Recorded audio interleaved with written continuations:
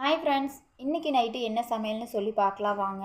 நார்மலாகவே எல்லா வீட்லேயும் நைட் டிஃபன் சொன்னால் இட்லி, தோசை, சப்பாத்தி, பூரி இந்த மாதிரி தாங்க இருக்கும். இன்றைக்கி எங்கள் வீட்லேயும் இட்லியும் தோசையும் தாங்க. இட்லின்னு சொன்னாலே பசங்க வேண்டான்னு சொல்கிறாங்க, அது ஏன்னே தெரியலை. அதனால் எங்களுக்கு மட்டும் இட்லி ஊற்றி வச்சுட்டேன்.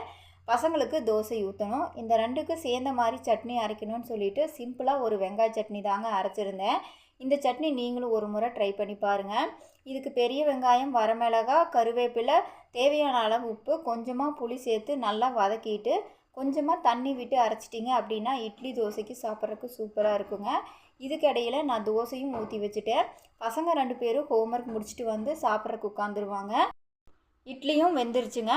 வீட்டில் இருக்கிறவங்களுக்கு போட்டு கொடுத்துட்டு நானும் சாப்பிட்றதுக்கு ரெடி ஆகிட்டேன்.